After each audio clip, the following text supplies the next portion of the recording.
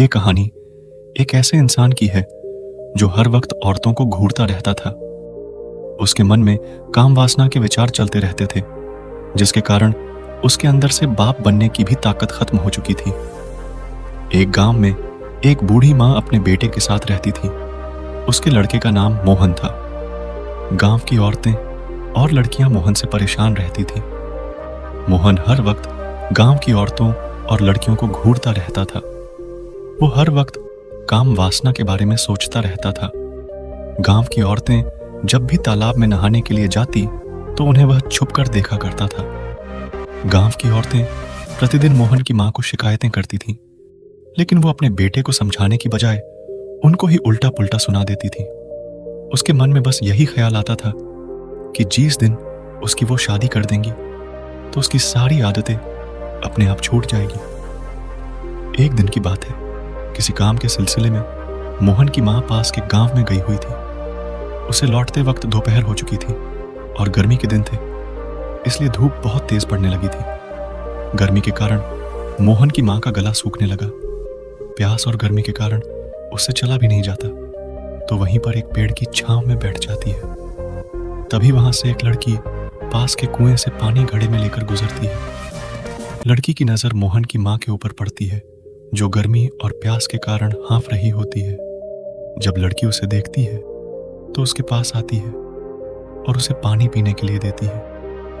पानी पीकर मोहन की मां की जान में जान आती है। मोहन की मां जब लड़की को देखती है तो वो देखती रह जाती है। लड़की बहुत ही खूबसूरत होती है। मोहन की मां उस लड़की को देखकर उसे अपनी बहू बनाने के सपने देखने लगती है। यही सोचकर उस लड़की का घर का पता और माँ बाप का नाम भी पूछ लेती है। लड़की के जाने के बाद मोहन की माँ लड़की के गांव के पंडित के यहाँ पहुंच जाती है। वहां वो पंडित को प्रणाम करती है और अपना परिचय देती है और पंडित को अपने मन की बात बता देती है। पंडित कहता है कि ठीक है, मैं लड़की के बाप से इसके बारे में बात करूंगा। पंडित रिश्ता लेकर लड़की के माँ बाप के यहाँ पर जाता है। लड़की के माँ बाप भी पंडित की हाँ में हाँ मिला देते हैं। पंडित ये खुशखबरी मोहन की माँ को देता है तो वो बहुत खुश हो जाती है। वो बढ़िया सा मुहूर्त निकलवा कर मोहन की शादी करवा देती है। शादी के बाद भी मोहन काम वासना के बारे में सोचता रहता है। शादी के 1 साल बीतने के बाद मोहन की माँ बहुत उदास रहने लगती है, क्योंकि 1 साल बीतने के बाद भी उसे दादी बनने का सुख नहीं मिलता। वो अपनी बहू को लेकर वे दूर हकीमों के चक्कर काटने लगती है, लेकिन कोई फायदा नहीं होता। सभी कहते हैं कि आपकी बहू को कोई रोग या कोई बीमारी है ही नहीं।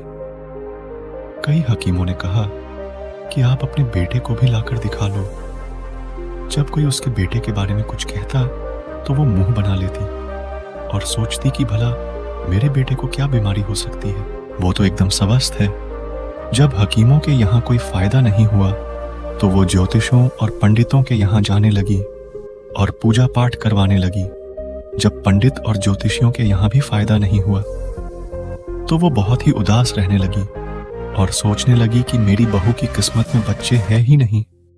इसीलिए अपनी बहू से जलन के कारण वो अपनी बहू को छोटी छोटी बातों पर भी भला बुरा कहने लगी। मोहन की पत्नी बातें सुनकर रोती रहती है और वो सोचती रहती कि मेरी किस्मत में बच्चे हैं ही नहीं। तभी मोहन की मां को पता चलता है कि गांव में भगवान बुद्ध ठहरे हुए हैं। वह अपने बेटे और बहू को लेकर भगवान बुद्ध के पास पहुंच जाती है। भगवान बुद्ध के पास बहुत से लोग प्रवचन सुन रहे होते हैं, तो वो भी वहीं पर बैठ जाती है। सभी लोग बारी बारी से भगवान बुद्ध को अपना दुख बता रहे होते हैं और तभी मोहन की मां की बारी आती है। वहां पर वो भगवान बुद्ध के चरणों में गिरकर रोने लगती है। भगवान बुद्ध उसे चुप कराते हैं और उसके दुख का कारण पूछते हैं, तो मोहन की मां कहती है कि मेरी बहू की किस्मत में बच्चों का सुख नहीं है, उसकी किस्मत में बच्चे हैं ही नहीं। तब भगवान बुद्ध कहते हैं कि आपसे किसने कहा कि आपकी बहू की किस्मत में बच्चे नहीं हैं? तब मोहन की मां कहती है कि मैंने कई हकीमों को उसे दिखाया और हकीम कहते हैं कि इससे कोई बीमारी ही नहीं है। भगवान बुद्ध कहते हैं कि इससे तो ये साबित नहीं होता कि आपकी बहू की किस्मत में संतान का सुख नहीं है। बुद्ध कहते हैं कि क्या सच में किस्मत नाम की कोई चीज होती है? मोहन की मां कहती है, हाँ प्रभु, यह तो सत्य है। इस पर भगवान बुद्ध कहते हैं, अगर आपको लगता है कि किस्मत नाम की कोई चीज है, तो इसका मतलब यह भी है कि आपकी किस्मत में दादी बनने का सुख ही ना हो, या यह भी हो सकता है कि आपके बेटे की किस्मत में पिता बनने का सुख ना हो। मोहन की मां को अपनी गलती का एहसास होने लगता है और वो बहुत शर्मिंदा हो जाती है। जब भगवान बुद्ध ने मोहन की ओर देखा तो भगवान बुद्ध को समझने में देर नहीं लगी कि रोगी कौन है। जब भगवान ने मोहन की ओर देखा तो वो औरतों को घूर रहा था। भगवान बुद्ध ने मोहन की मां को कहा कि आपने अपने बेटे को किसी हकीम को दिखाया? मोहन की मां ने ना में सर हिलाया। भगवान बुद्ध ने कहा कि रोगी आपकी बहू नहीं, बल्कि आपका बेटा है, और इस रोग का कारण उसका मन है। ये हर वक्त अपने मन में गंदे विचार लाता है। इसके मन में हर वक्त काम वासना भरी रहती है। जब भगवान बुद्ध मोहन के बारे में बताते हैं, तब मोहन घबरा जाता है और भगवान बुद्ध की तरफ देखने लगता है। भगवान बुद्ध कहते हैं कि इसने अपने गंदे विचारों के कारण संतान को पैदा करने की शक्ति ही खो दी है। इसका कुछ नहीं हो सकता।